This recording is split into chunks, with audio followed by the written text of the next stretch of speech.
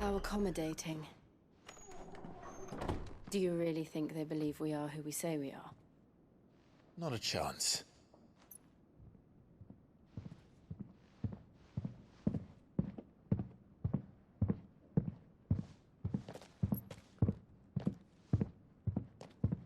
Right, I guess. My uncle believes we're imposters here to rob him. And means to string us up himself.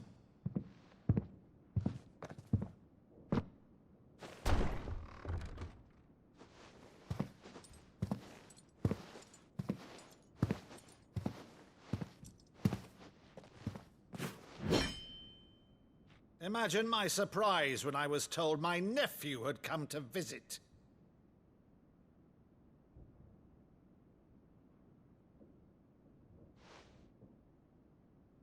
Clive Rosfield died long ago. And for uttering his name here, you shall pay with your tongue!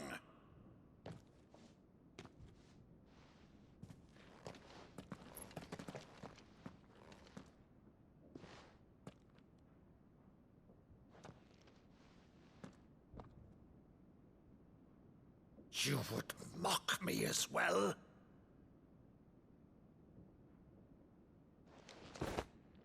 It is I, Sir Crandall of Camelot, loyal servant to Her Serene Holiness, Saint Sybil the Unshod. Meadow, thou vile sorcerer, for thy crimes against church and crown, I shall have thy head.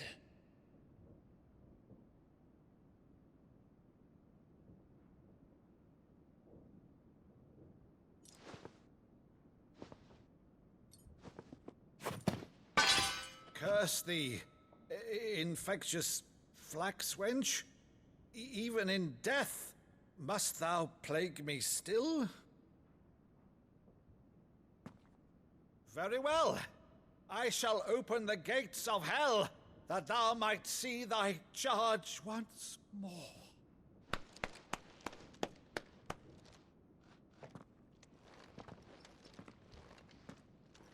Bravo, Uncle. You're still the finest Meadow in the twins. Oh, Clive, my dear boy, it's really you.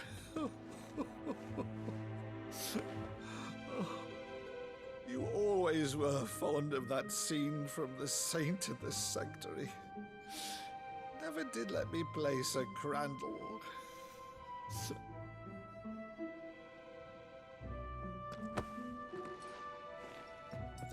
I have a favor to ask, Uncle Byron. Rutherford, inform the kitchens. There'll be guests. We dine immediately. But, Uncle... You can't very well regale me with the tale of your miraculous preservation on an empty stomach. Go on, sit.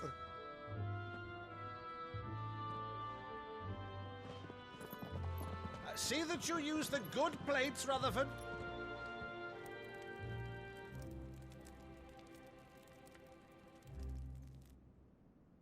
So you arrived late to one of her cullings, did you? Since becoming Vicereine, Annabella has been a constant thorn in Rosaria's side, but these atrocities are a new low.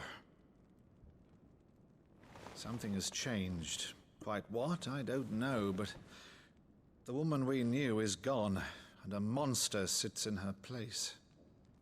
A monster. For better or worse, I've been charged with governing this town, and thus must maintain the illusion of obedience. That's all I can do to aid Wade and his merry band of revolutionaries. So he's told us. You have risked much for Rosaria. Our nation will be forever in your debt.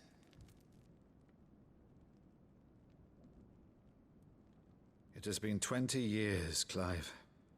The nation your father and your forefathers fought to defend is no more.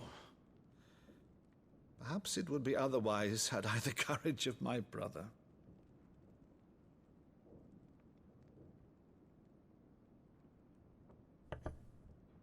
All right, if it's a ship you require, a ship you shall have. I've a galley in port, but recently relieved of her cargo. She can be outfitted for the voyage in a matter of weeks. So you believe us then? About everything? Believe you? Ha! Only a fool would believe even half of the things you claim. But until tonight, only a fool would have believed my nephew still lived. And besides, I have it on good authority that Clive is telling the truth. Whose authority? Your own, of course. You've always been a terrible liar. Is that true? It's not untrue. Let's say no more about it, eh? It wouldn't do to linger on my nephew's greatest failing.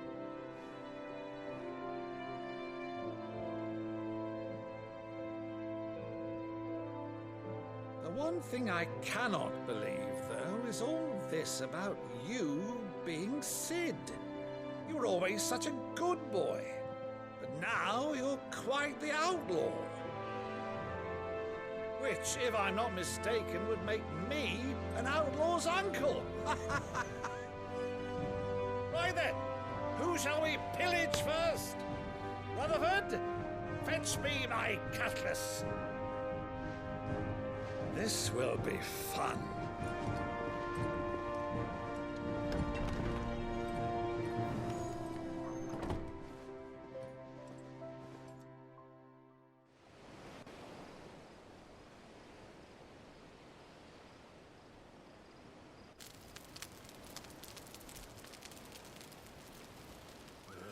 Over there. Go on. She's a fine ship, isn't she?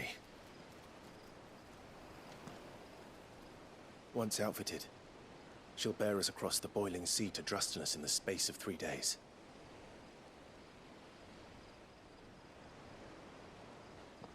Something on your mind?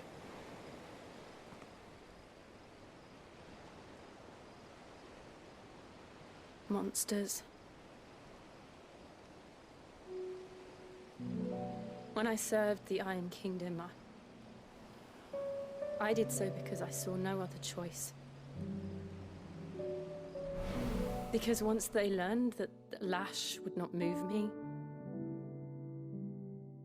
they turned it on those who could.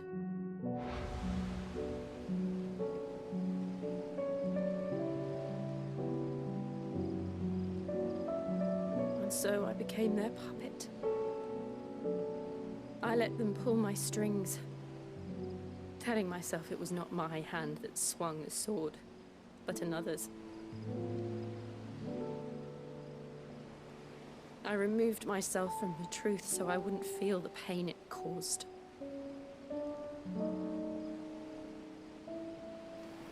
And before I knew it, I no longer felt anything. Anything at all.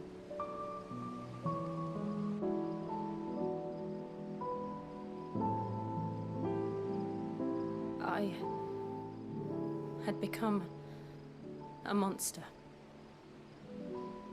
Jill.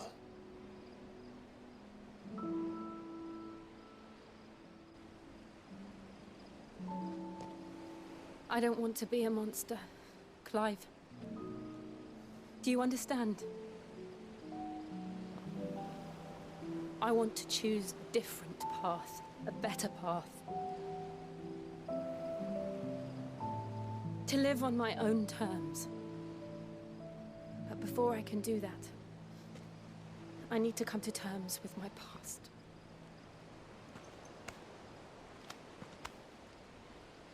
And when you do, I'll be standing there with you, just as you stood with me.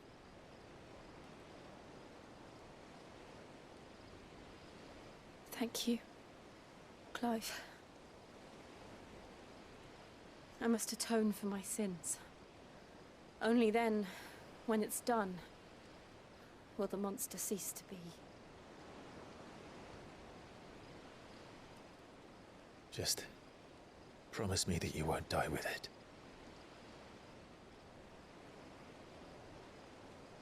Now, let's get some sleep. The journey back to Benamir is long, and there is much to tell the others.